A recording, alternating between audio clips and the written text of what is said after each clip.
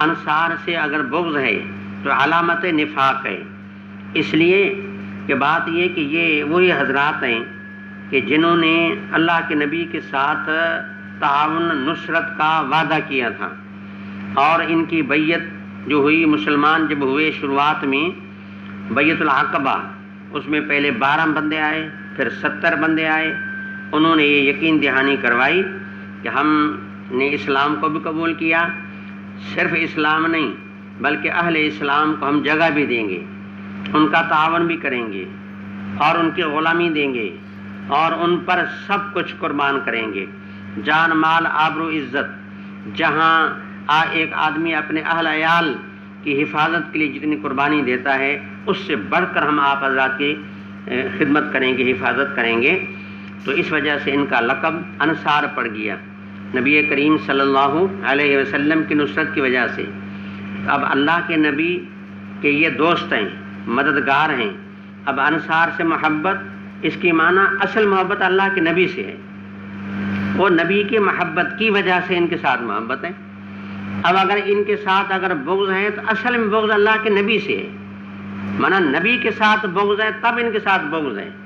کیونکہ ان کا جوڑ آپس میں اتنا بڑا قوی ہے کہ یہ ختم نہ کٹنے والا ہے، ختم نہ ہونے والا ہے۔ لہٰذا اب اگر ان سے بغض ہے تو بنیادی طور پہ بغض اللہ کے نبی کے ساتھ ہے، اس لیے فرمایا آیت الایمانی حب الانصاری و آیت النفاقی بغض الانصاری۔ آگے ہے باب بلا ترجمہ۔ یہ کتاب میں پہلی مرتبہ یہ آیا ہے لفظ، اس لیے اس کے بارے میں کچھ عرض کرتا ہوں۔ اس کو یوں کہتے ہیں کہ یہ باب بلا ترجمہ ہے۔ پہلے اس کا مقصد تھوڑا سمجھاؤں۔ یہ تو آپ دیکھ رہے ہیں نا کہ بابن کا لفظ، کتاب دیکھیں،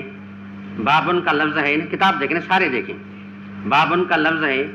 اس کے متصل بعد حدثنا ہے، دیکھ لیا؟ تو امام کی جو عادت ہے کہ بابن اور حدثنا کے درمیان میں کوئی نہ کوئی عبارت ذکر کرتے ہیں، یہاں وہ عبارت ہے، وہ اب اگر عبارت ہوتی تو وہ ترجمۃ الباب ہوتا۔ اب یہاں یہ باب ہے لیکن ایسی کوئی عبارت، اس کو کہتے ہیں باب بلا ترجمہ، یعنی ایک ایسا باب ہے کہ جس میں ترجمۃ الباب نہیں ہے۔ اور کہیں اس طرح ہوگا کہ یعنی ترجمۃ الباب ہوگا لیکن حدیث مسند نہیں ہوگی، تو وہ ہوتا ہے ترجمہ بلا حدیث مسند، انشاءاللہ اس کا ذکر میں آئے گا۔ ترجمہ بلا حدیث مسند یعنی ایک باب بھی ہوگا، ترجمہ بھی ہوگا،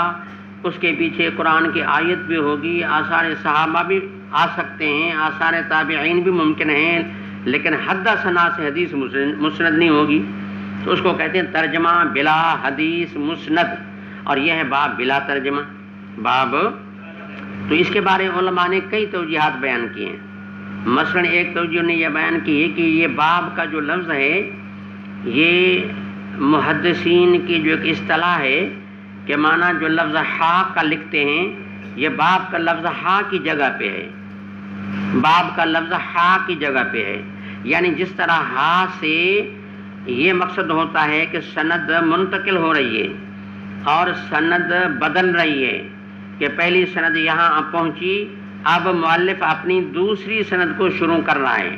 تو جیسے لفظ ہا میں تحویل من السند الی السند ہوتی ہے کہ پہلی سند سے اب مؤلف منتقل ہونا چاہتے ہیں اور دوسری سند کو اسٹارٹ کر رہے ہیں، تو معنی ایک جواب یہ دیا گیا کہ یہ لفظ باب ہا کے قائم مقام ہے۔ تو پھر معنی یہاں یہ بنے گی کہ گویا کہ پہلی سند حضرت ابو الولید اور آگے ہا حدثنا ابو الیمان، تو یہ پھر کیا ہو گیا، گویا کہ ایسا سمجھے کہ یہ معنی ہا کی جگہ پہ آ گیا، اور تحویل کے قائم مقام مقصد یہ کہ یہاں سے امام دوسری سند کو کیا کر رہے ہیں، شروع کر رہے ہیں۔ ایک توجہ اس کی یہ ہے، لیکن یہاں وہ توجہ مراد نہیں، یہاں وہ توجہ مراد کیونکہ وہ حدیث الگ ہے، یہ حدیث الگ ہے، یہ وہاں ہو سکتا ہے کہ جہاں متن حدیث کا ایک ہو اور کی سندیں دو ہوں،